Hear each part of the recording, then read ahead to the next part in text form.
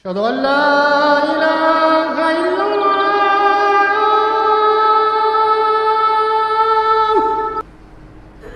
إن الحمد لله نحمده ونستعينه ونستغفره ونعوذ بالله من شرور أنفسنا ومن سيئات أعمالنا.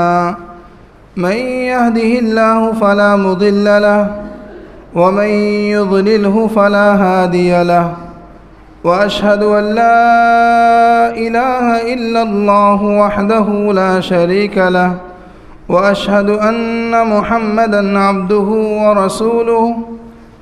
أما بعد، فإن أصدق الكلام كلام الله، وخير أحسن الهدي هدي محمد صلى الله عليه وسلم، وشر الأمور محدثاتها، وكل محدثة بدعة، وكل بدعة ضلالة، وكل ضلالة في النار.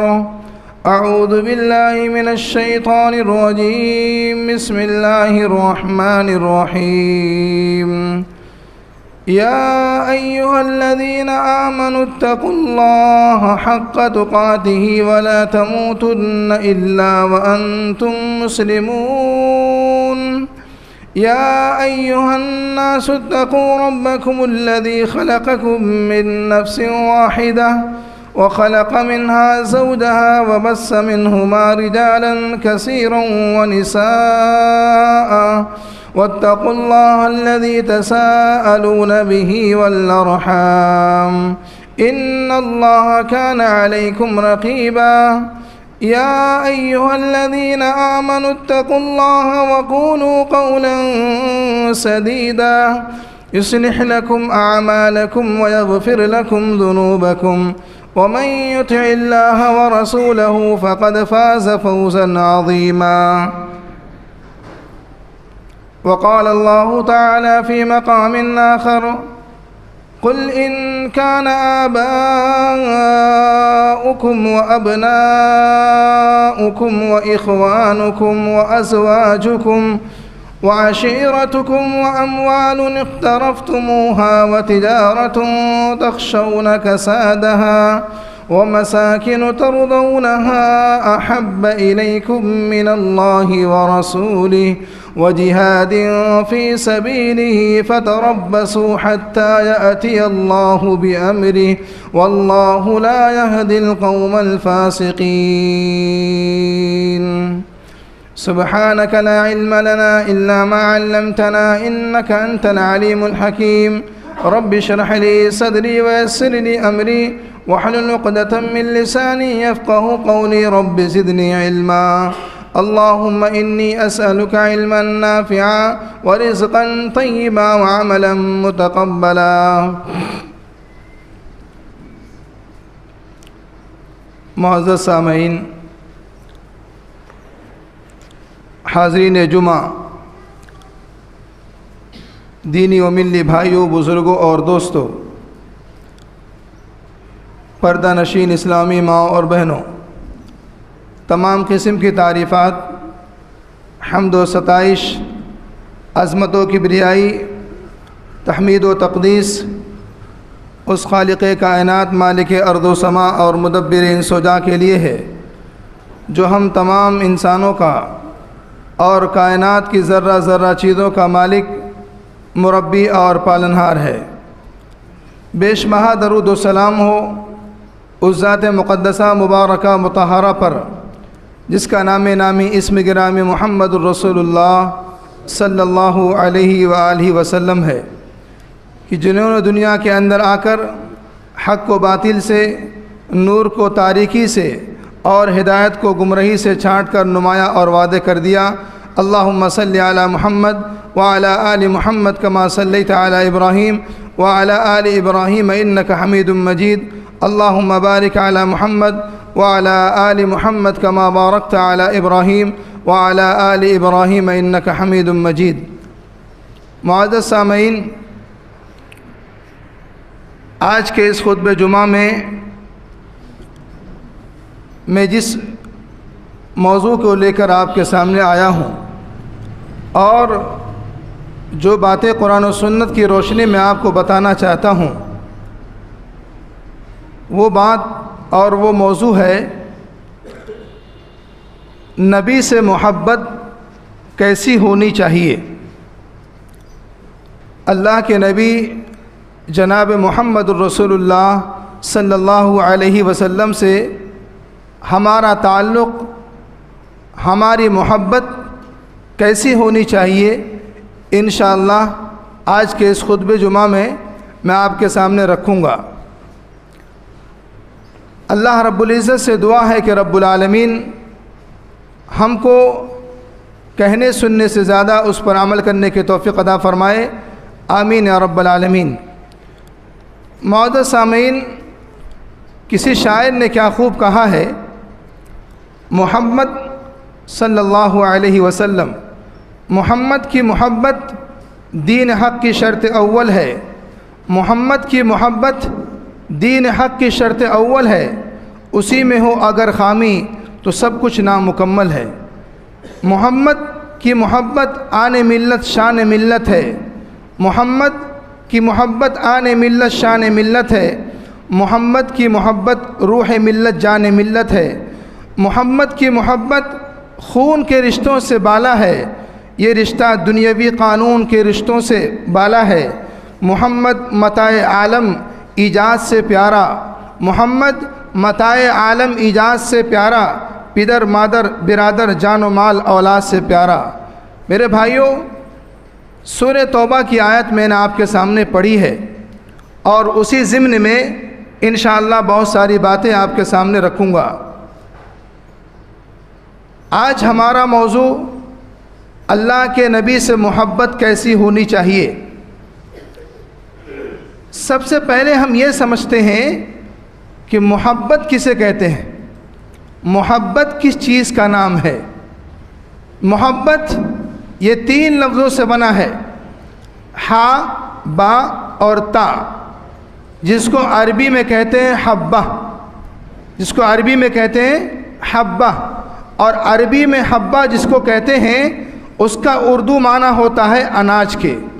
حبہ کہتے ہیں اناج کو، جو دانہ جو اناج ہم اور آپ کھاتے ہیں اس کو عربی میں حبہ کہتے ہیں۔ اگر انسان اناج نہ کھائے یا اس کو اناج نہ ملے تو انسان مر جائے گا۔ انسان کی اس مادی جسم کے لیے، انسان کے جسم کی نشو و نما کے لیے جس طرح اناج کے دانے کی ضرورت پڑتی ہے، حبہ کی ضرورت پڑتی ہے، ایسے ہی انسان کی روح اور اس کے دل کی زندگی کے لیے محبت کی ضرورت پڑتی ہے۔ انسان کے روح اور اس کے دل کو تسکین حاصل کرنے کے لیے، خوشی حاصل کرنے کے لیے انسان کو محبت کی ضرورت پڑتی ہے۔ جیسے انسان کا جسم اناج کے بغیر ادھورا ہے، ویسے انسان کا جسم دل اور روح کی تسکین کے بغیر، یعنی اس محبت کے بغیر ادھورا ہے۔ اناج نہ ملے انسان مر جائے، ویسے انسان کو محبت نہ ملے انسان مر جائے گا، انسان گھٹ گھٹ کے مر جائے گا۔ اسی لیے محبت کہتے ہیں کسے؟ حبہ کو، یعنی حبہ کہتے ہیں اناج کو۔ جس طرح اناج انسان کے لیے ضروری ہے ویسے انسان کے لیے محبت بھی ضروری ہے۔ میرے بھائیوں، دنیا کے اندر بہت بے شمار قسم کے محبت ہیں، اور ایک گھر بہت سارے لوگوں سے مل کے بنتا ہے، اور ایک گھر کئی افراد سے مل کر بنتا ہے۔ اور آپ کو معلوم ہونا چاہیے کہ کوئی انسان کا باپ ہے، کوئی انسان کا بیٹا ہے، کوئی انسان کا داماد ہے، کوئی انسان کا بھائی ہے۔ ایک باپ اپنی اولاد سے محبت کرتا ہے، ایک اولاد اپنے باپ سے محبت کرتی ہے، ایک ماں اپنے بیٹی سے محبت کرتی ہے، ایک شوہر اپنی بیوی سے محبت کرتا ہے، ایک بیوی اپنے شوہر سے محبت کرتی ہے۔ ہر آدمی ایک دوسرے سے محبت کرتا ہے، لیکن آپ کو معلوم ہے یہ اس محبت کا دار و مدار ایمان پر نہیں ہے۔ ان محبتوں کو اللہ نے ایمان سے نہیں جوڑا، اس محبت کا تعلق ایمان سے نہیں ہے، لیکن ہاں ایک محبت ایسی ہے جس کا تعلق ایمان سے ہے۔ اگر وہ محبت ایمان کے انسان کے دل میں نہیں ہے تو یاد رکھیے وہ اس انسان کا دل ایمان سے خالی ہے۔ اگر اس انسان کے دل میں وہ محبت نہیں ہے تو انسان کا دل ایمان سے خالی ہے۔ وہ محبت کون سی ہے؟ محبت رسول۔ وہ محبت رسول ہے۔ اگر انسان کے دل میں نبی کی محبت نہیں تو وہ انسان مومن نہیں ہو سکتا۔ کیوں؟ اللہ کے نبی جناب محمد رسول اللہ صلی اللہ علیہ وسلم نے ارشاد فرمایا، لا يؤمن احدكم حتى اكون احب اليه من والده وولده والناس اجمعین۔ تم میں سے کوئی مومن نہیں ہو سکتا، تم میں سے کوئی مومن نہیں ہو سکتا یہاں تک کہ وہ اپنے والدین کے اور اپنے اولاد سے اور یہاں تک کہ تمام لوگوں سے زیادہ اللہ کے نبی سے محبت نہ کرے۔ کوئی بھی مومن نہیں ہو سکتا یہاں تک کہ وہ اپنی اولاد سے، اپنے ماں باپ سے اور تمام لوگوں سے زیادہ اللہ کے نبی سے محبت کرے۔ غور کیجئے میرے بھائیوں، اللہ کے نبی نے کیا بیان فرمایا؟ کوئی مومن نہیں ہو سکتا جب تک کہ وہ انسان، وہ میرا امتی، اپنے ماں باپ سے، اپنی اولاد سے، تمام لوگوں سے زیادہ مجھ سے محبت نہ کرے، وہ مومن نہیں ہو سکتا۔ اچھا، یہاں پر ایک سوال یہ پیدا ہوتا ہے، کیا نبی سے ہم جان سے زیادہ محبت کریں؟ کیا نبی کی محبت ہمارے جان سے زیادہ پیاری ہے؟ قرآن کہتا ہے النبی اولا بالمؤمنین من انفسہم، نبی سے مومنین جو ہے اپنی جان سے زیادہ قریب ہیں، نبی سے مومن اپنی جان سے زیادہ قریب ہیں۔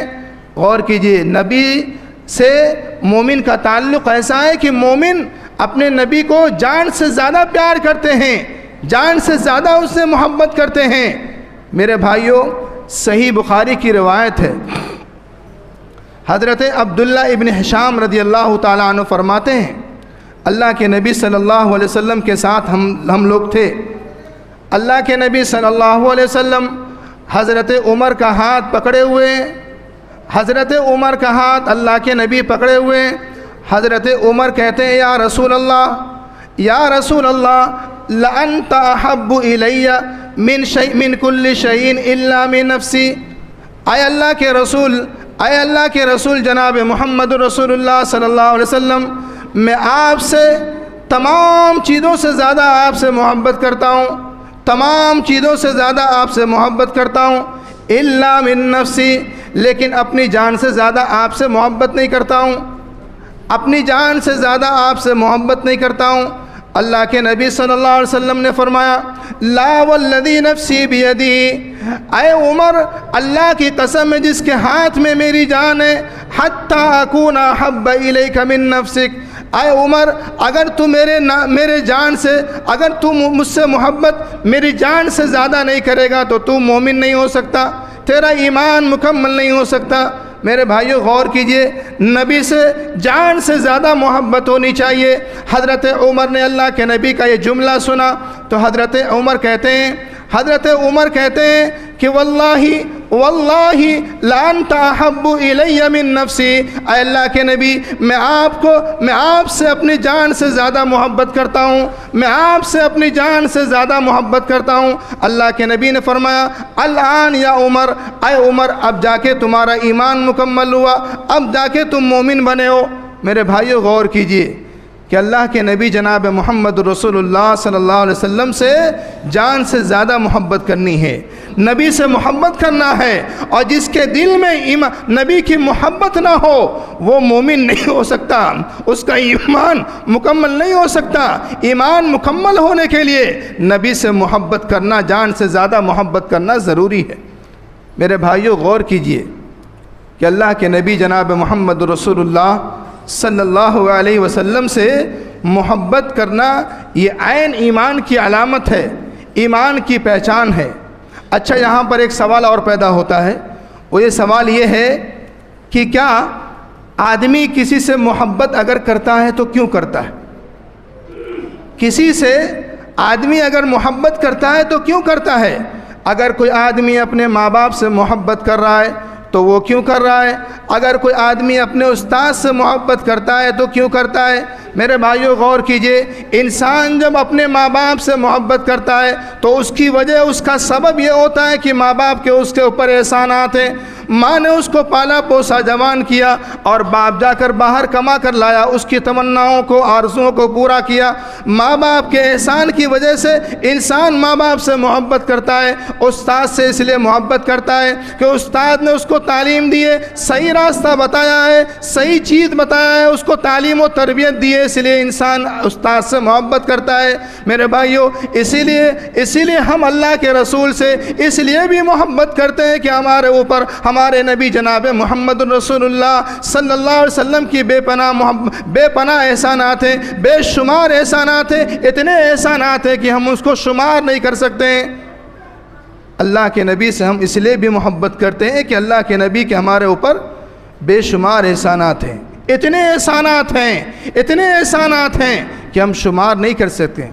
قرآن کہتا ہے لَقَدْ جَاءَكُمْ رَسُولٌ مِّنْ أَنفُسِكُمْ عَزِيزٌ عَلَيْهِ مَا عَنِتُّمْ حَرِيصٌ عَلَيْكُمْ بِالْمُؤْمِنِينَ رَءُوفٌ رَحِيمٌ۔ اے لوگو، ہم نے تمہارے بیچ میں ایک ایسا رسول بھیجا، ہم نے تمہارے درمیان ایک ایسے رسول کو مبعوث کیا جو تمہیں میں سے، تمہارے ہی بیچ میں سے، ہم نے تمہارے ہی بیچ میں ایک رسول بنا کر بھیجا، اور وہ رسول جب تمہیں کوئی پریشانی پہنچتی ہے تو وہ پریشان ہو جاتا ہے، اگر کوئی تکلیف پہنچتی ہے تو وہ تکلیف کا درد ہمارا رسول محسوس کرتا ہے، اور جب تمہیں کوئی خوشی ملتی ہے تو رسول کو بھی خوشی ہوتی ہے، نبی کو بھی خوشی ہوتی ہے۔ وہ رسول اپنی امت کے لیے اتنا فکر مند ہے کہ اگر اس کے امت کے آدمی کو کوئی پریشانی پہنچتی ہے تو وہ رسول پریشانی محسوس کرتا ہے، اگر کوئی خوشی پہنچتی ہے تو وہ رسول بھی خوش ہوتا ہے کہ میری امت کے لوگ آرام سے چین و سکون کے ساتھ ہیں۔ اگر امت پریشان ہوتی ہے تو رسول کو بھی پریشانی ہوتی ہے کہ میری امت کے لوگ پریشان ہیں۔ میرے بھائیو، غور کیجئے، اللہ کے رسول جناب محمد رسول اللہ صلی اللہ علیہ وسلم اپنی امت کے لیے فکر مند ہے، اپنی امت کے لیے پریشان ہے۔ اگر امت کو پریشانی ہو رہی ہے تو نبی کو بھی پریشانی ہو رہی ہے، اگر امت سکون سے ہے تو نبی کو بھی سکون ہے، نبی بھی خوش ہو رہے ہیں۔ اسی لیے میرے بھائیوں، صحیح مسلم کی روایت ہے، اللہ کے نبی جناب محمد رسول اللہ صلی اللہ علیہ وسلم رات کے وقت قرآن کی تلاوت کر رہے ہیں، رات کا وقت سناٹا چھایا ہوا ہے، قرآن کی تلاوت کر رہے ہیں، اور قرآن کے اندر جب سورہ ابراہیم کی تلاوت کرتے ہیں، سورہ ابراہیم کے اندر اس دعا کو پڑھتے ہیں جس دعا کو حضرت ابراہیم علیہ السلام نے پڑھا تھا اور کہا تھا، اللہ سے دعا مانگی تھی۔ وہ دعا کیا تھی؟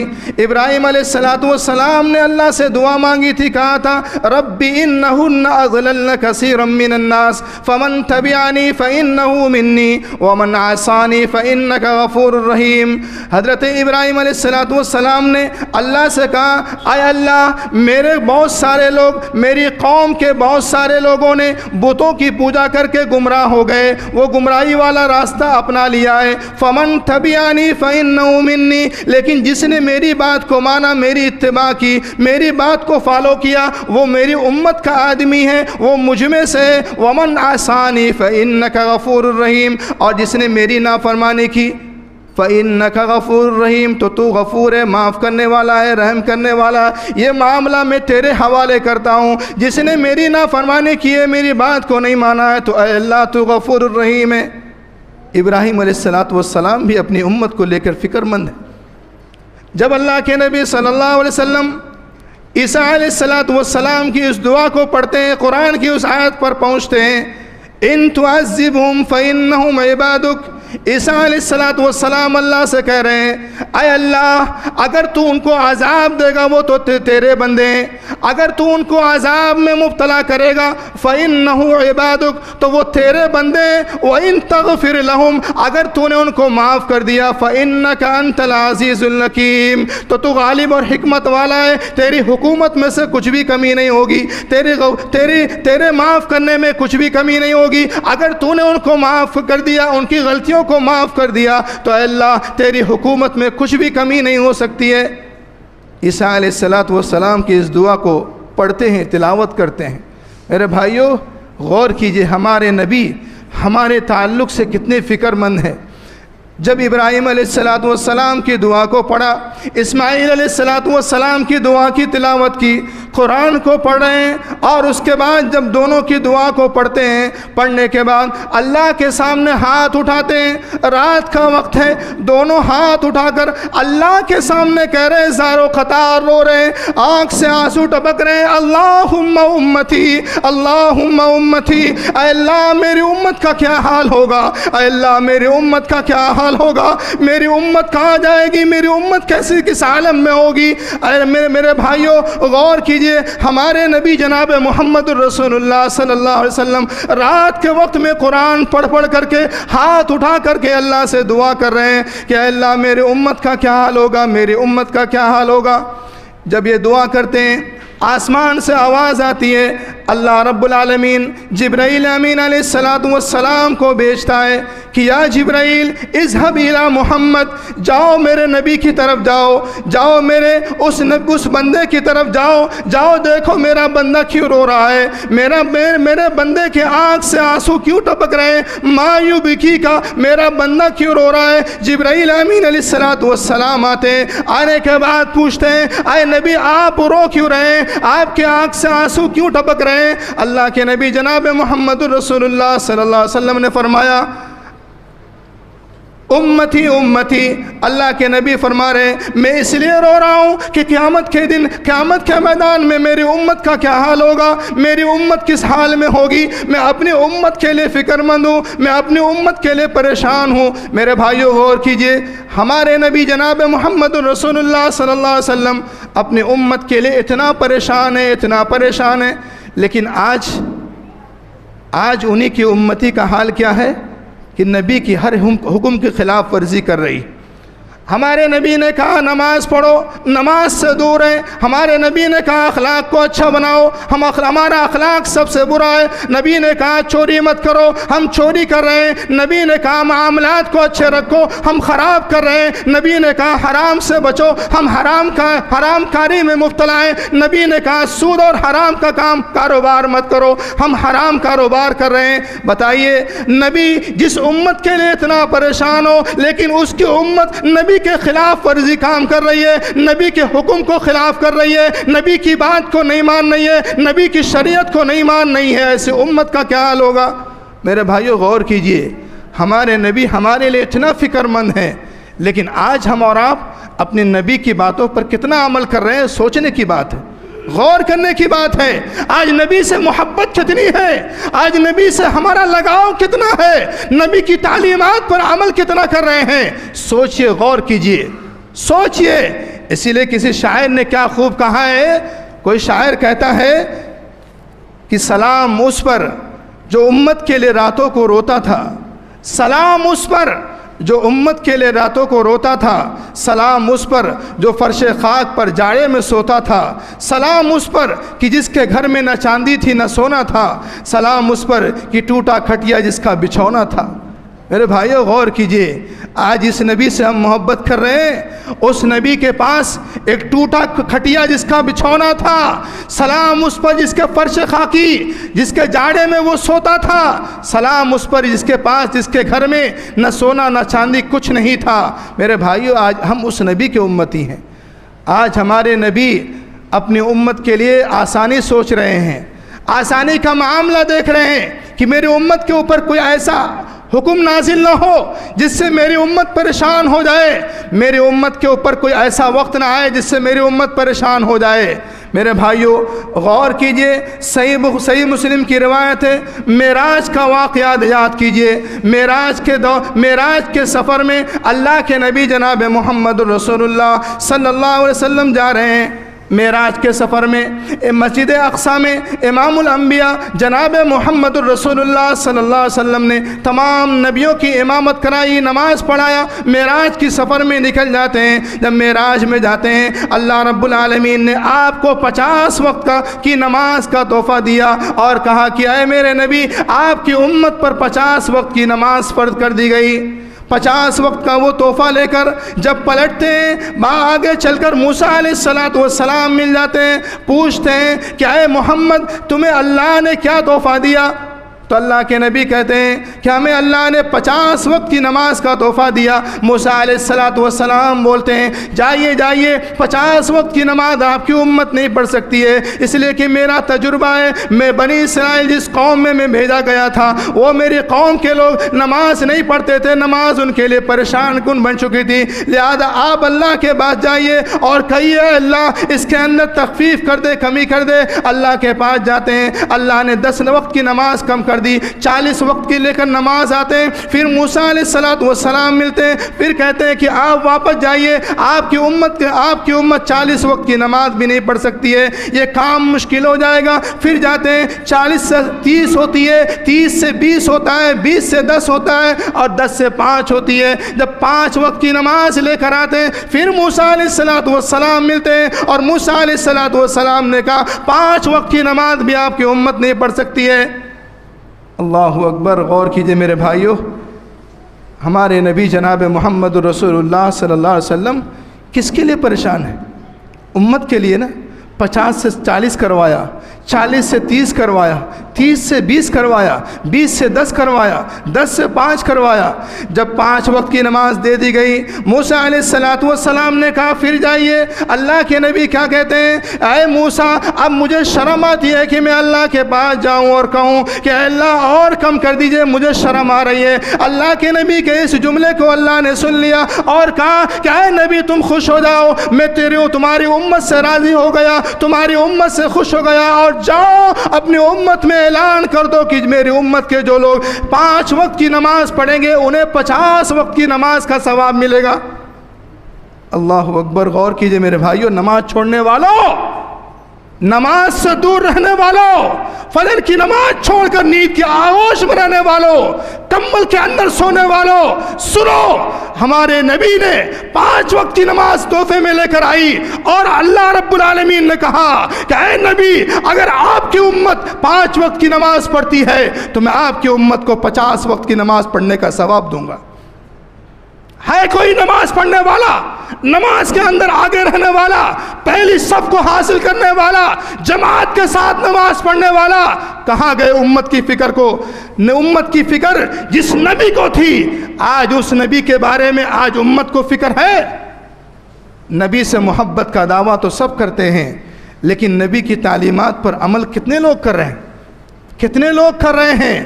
آج جمعہ کے اندر منبر رسول سے بہت ساری باتیں بیان کی جاتی ہیں کہ ایسا ہے ویسا ہے، نبی نے ایسا کہا، لیکن نبی سے محبت کی باتیں سب کرتے ہیں، لیکن نبی سے محبت اسی وقت ہوگی جب نبی کی ہر بات پر عمل کیا جائے گا، نبی کی ہر بات کو اپنے آنکھوں کا تارا بنایا جائے گا، تب جا کر نبی سے محبت ہوگی۔ میرے بھائیوں، اسی لیے نبی سے محبت کریں جس نبی نے اپنی امت کے لیے اپنی امت کی فکر کی ہے۔ غور کیجئے صحابہ کرام کو کہ صحابہ کرام نبی سے کتنی محبت کرتے تھے۔ حضرت انس رضی اللہ تعالیٰ عنہ فرماتے ہیں کہ ایک شخص اللہ کے نبی کے پاس آیا اور اس نے سوال کیا متی الساعہ، اے اللہ کے نبی قیامت کب قائم ہوگی؟ اللہ کے نبی نے جواب دیا، پوچھا ما عادت لہا، تو نے قیامت کے لیے کیا تیاری کر رکھی ہے؟ اس نے کہا کچھ نہیں تیاری کی ہے، میں نے کچھ تیاری نہیں کی ہے، میرے پاس کچھ نہیں ہے، میرے پاس کچھ نہیں ہے، میں نے کوئی تیاری نہیں کی ہے۔ اللہ کے نبی صلی اللہ علیہ وسلم سے پھر کہا کہ اے اللہ کے نبی میں نے کوئی تیاری تو نہیں کی، لیکن ہاں ایک کام میرے اندر موجود ہے، میں اللہ اور اس کے رسول سے بے پناہ محبت کرتا ہوں۔ اللہ کے نبی نے فرمایا انت ما حببتا، تو جس سے محبت کرتا ہے تو اس کے ساتھ قیامت کے دن ہوگا۔ اگر تو اللہ اور اس کے رسول سے محبت کرتا ہے تو اللہ اور اس کے رسول کے ساتھ تو قیامت کے دن ہوگا۔ میرے بھائیو، حضرت انس کہتے ہیں کہ جب میں نے نبی کا یہ جملہ سنا تو آج جتنی مجھے خوشی آج کے دن ہوئی اتنی خوشی مجھے کبھی نہیں ملی۔ میں بھی امید کرتا تھا کہ اللہ کے نبی سے میں محبت کرتا ہوں، ابو بکر عمر سے محبت کرتا ہوں، اور مجھے امید ہے کہ میں بھی نبی اور ابو بکر عمر کے ساتھ رہوں گا۔ بھلے سے میرا عمل ابو بکر اور عمر کی طرح تو نہیں، لیکن مجھے امید ہے کہ میں بھی ابو بکر اور عمر کے ساتھ رہوں گا۔ اور کیجئے، ایک صحابی ہیں جنہوں نے 10 سال نبی کی خدمت کی، وہ صحابی کہتے ہیں میرا عمل ابو بکر عمر جیسا تو نہیں، لیکن اللہ سے امید ضرور ہے کہ میں بھی ابو بکر عمر سے محبت کرتا ہوں، اس بنا پر ان کے ساتھ رہوں گا۔ اللہ اکبر، غور کیجئے میرے بھائیوں، اللہ اور اس کے رسول سے اپنی جان، اپنی اولاد، اپنے والدین سب سے زیادہ محبت ہونی چاہیے۔ غزوہ احد کا موقع ہے، جنگ احد کی لڑائی ہو رہی ہے، آپ کو معلوم ہے کافروں کی تعداد 3000 تھی، مسلمانوں کی تعداد 700 صرف تھی، 700 کے مقابلے میں 3000 سامنے لشکر ہے۔ آپ کو معلوم ہونا چاہیے کہ جنگ احد میں، غزوہ احد میں پہلے مسلمانوں کو جیت ملتی ہے، لیکن کچھ وجوہات کی بنا پر مسلمانوں کو دوبارہ شکست مل جاتی ہے اور 70 مسلمان شہید ہو جاتے ہیں اور مدینہ کی گلیوں میں یہ بات گھومنے لگتی ہے کہ اللہ کے نبی جناب محمد رسول اللہ صلی اللہ علیہ وسلم بھی شہید ہو گئے ہیں۔ مدینہ کی گلیوں میں بات گشت کر رہی ہے۔ ایک انصاریہ صحابیہ، میری ماں اور بہنوں غور سے سنو، نبی سے محبت کیسی ہونی چاہیے، نبی سے ہمارا لگاؤ تعلق کیسا ہونا چاہیے۔ ایک انصاریہ صحابیہ رضی اللہ عنہ، انصاریہ صحابیہ دوڑنے لگتی ہے، مدینہ کی گلیوں میں دوڑ رہی ہیں اور سوچتی ہے کہ میں نبی سے جا کر دیکھوں، نبی کو دیکھوں، نبی کا کیا حال ہے۔ مدینہ کی گلی میں، مدینہ کے راستوں پہ جا رہی ہے، ایک آدمی ملتا ہے، کہتا ہے آپ کہاں جا رہی ہیں؟ آپ کے باپ جنگ احد میں شہید ہو چکے ہیں۔ کہتی ہے کوئی بات نہیں، میرے نبی کا حال کیا ہے وہ بتاؤ۔ اس کے بعد اور آگے بڑھتی ہیں، ایک آدمی ملتا ہے، کہتا ہے آپ کا بھائی شہید ہو گیا ہے، آپ کا بھائی جو ہے شہادت کا جام نوش کر چکا ہے۔ وہ بولتی ہیں کوئی بات نہیں، ذرا یہ بتاؤ کہ میرے نبی کا کیا حال ہے۔ اس کے بعد اور آگے بڑھتی ہے، ایک آدمی ملتا ہے، کہتا ہے آپ کا بیٹا شہید ہو گیا، آپ کا بیٹا بھی جام شہادت نوش کر لیا ہے۔ کہتی ہے کوئی بات نہیں، ہمارے نبی کا حال بتاؤ، نبی کا حال کیا ہے۔ میرے بھائیوں غور کیجئے، معلوم پڑتا ہے آگے بھاگی جا رہی ہے، باپ بھی شہید، بیٹا بھی شہید اور بھائی بھی شہید، تینوں کی شہادت مل جاتی ہے۔ اس کے بعد بھی نبی کی محبت میں بھاگی جا رہی ہے، رکتی نہیں ہے، نبی کے پاس پہنچ جاتی ہے۔ جب نبی کو دیکھتی ہے تو کیا بولتی ہے؟ کل بعدک مصیبت جلل، ہر مصیبت میرے سامنے ہیچ ہے۔ اگر میں نے نبی کو دیکھ لیا ہے تو باپ کو چھوڑ دیا، باپ کی مصیبت ختم ہو گئی، نبی کو دیکھا بیٹا کی مصیبت ختم ہو گئی، نبی کو دیکھا شوہر کی مصیبت ختم ہو گئی، تمام مصیبتوں کے سامنے یہ مصیبت ہے ہمارے نبی تو زندہ ہے، ہمارے نبی تو زندہ ہے۔ نبی کی محبت اتنی زیادہ تھی کہ شوہر کی محبت کو ختم کر دیا، اولاد کی محبت کو ختم کر دیا، شوہر بیٹا کی محبت کو، بیٹے کی مصیبت کو بھول گئی۔ لیکن نبی کو جب دیکھا حالت زندہ میں، نبی کو دیکھا کہ نبی زندہ ہے اچھی حالت میں، تو فوراً تمام مصیبت کو بھول کر کے نبی کے سامنے کہتی ہیں کہ ہر مصیبت میرے سامنے ہے۔ نبی کو میں نے دیکھ لیا، پوری مصیبت میں بھول گئی۔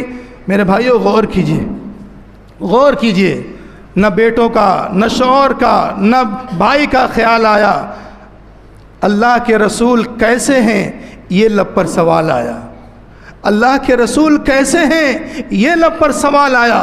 میرے بھائیوں نبی سے محبت کیجئے، نبی سے محبت کیجئے۔ زید بن دسنہ رضی اللہ تعالی عنہ کس طرح نبی سے محبت کرتے ہیں۔ زید بن دسنہ کو جب قریش مکہ قتل کرنے لگے تو ابو سفیان نے کہا کہ میں اللہ کا واسطہ تمہیں دے کر کہتا ہوں کہ آج اگر تمہاری جگہ پر تمہارا نبی محمد الرسول اللہ ہوتے اور تم گھر میں موجود ہوتے تو تم کیسا محسوس کرتے۔ زید بن دسنہ صحابی رسول نے کیا کہا، کیا جواب دیا؟ میرے بھائیوں غور کیجئے۔ زید بن دسنہ نے کہا کہ اگر اللہ کے رسول اپنے گھر میں ہو اور نبی کو کانٹا بھی چبھے اور کانٹا چبھنے پر جو تکلیف ہوتی ہے وہ تکلیف بھی محسوس ہو، ہم یہ بھی گوارا نہیں کریں گے۔ اگر یہاں پر تم رکھنے کی بات کرتے ہو، نبی کی محبت میں 100 جان شہید ہو جائے گی، لیکن نبی کو کانٹا چبھے یہ بھی ہم برداشت نہیں کریں گے۔ اللہ اکبر۔ میرے بھائیوں نبی سے جو محبت نہ کرے وہ مومن نہیں ہو سکتا، وہ مومن ہو ہی نہیں سکتا۔ ہم کہتے ہیں نبی سے محبت کرو اور نبی کے باتوں پر عمل کرو، تب جا کر کے آپ کو جنت حاصل ہوگی۔ نبی کی تعلیمات پر عمل کرو، نبی کی ایک ایک بات پر عمل کرو، اور نبی سے سچی محبت وہی کرتا ہے جو نبی کی ایک ایک بات پر عمل کرتا ہے۔ سچی محبت نبی سے وہی کرتا ہے۔ میرے بھائیوں میں نے جو آیت کریمہ پڑھی تھی انشاءاللہ العزیز آئندہ ہفتے میں آپ کو بتاؤں گا اس آیت کریمہ کے اندر 8 باتیں اللہ کے نبی اللہ رب العالمین نے بیان فرمائی ہیں، اس کی تفصیل بتاؤں گا کہ کس طریقے سے نبی سے 8 چیزوں کو، نبی کی محبت سے 8 چیزوں کو پیچھے رکھنا ہے، نبی کی محبت کو آگے رکھنا ہے۔ میں وہ تمام چیزیں انشاءاللہ تفصیل سے بتاؤں گا۔ اللہ رب العزت سے دعا کرتا ہوں کہ رب العالمین ہم تمام لوگوں کو نبی سے محبت کرنے کی توفیق عطا فرما، نبی کی تعلیمات پر عمل کرنے کی توفیق عطا فرما۔ نبی نے جو جو کہا، جس طرح نبی اپنی امت کے لیے فکر مند تھے، اے اللہ ہمیں بھی نبی کی ہر بات پر عمل کرنے کی فکر مندی کرنے کی توفیق عطا فرما۔ نبی کی باتوں کو اپنا جو ہے گلے کا جھومر بنانے کی توفیق عطا فرما۔ نبی کی ہر بات پر جو اپنے معاملات کو، اپنے معاشیات کو، اپنے اخلاق کو، تمام چیزوں کو رکھنے کی توفیق عطا فرما۔ رب العالمین ہمارے گناہوں کو معاف کر دے، ہماری خطاؤں کو معاف فرما دے، اور جو بیمار ہیں انہیں شفائے کاملہ عاجلہ عطا فرما۔ جو دنیا سے جا چکے ہیں ان کے قبر کو نور سے منور کر دے، اے اللہ انہیں جنت الفردوس میں اعلیٰ مقام نصیب فرما، ان کے قبر کی پریشانیوں کو دور کر دے۔ رب العالمین ہم تمام لوگوں کو مل جل کر رہنے کی توفیق عطا فرما، اسلام کی تعلیمات کو عام کرنے کی توفیق عطا فرما، اور اسلام کے ساتھ اسلام کی ہر باتوں پر عمل کرنے کی توفیق عطا فرما۔ میرے بھائیوں، ہم تمام لوگوں کو صرف اس بات کا خیال رکھنا چاہیے کہ ہم مسلمان ہیں، مسلمان ہونے کے ناطے ہم مل جل کر رہیں، اور مل جل کر کے اسلام اور قرآن و سنت کی تعلیمات کو عام کریں، نبی کی محبت کو عام کریں، نبی کی تعلیمات کو عام کریں۔ یہ ہمارا سب سے پہلا منصب اور سب سے پہلا طریقہ ہونا چاہیے۔ اللہ ہم سب کو اس کی توفیق عطا فرما دے، آمین یا رب العالمین۔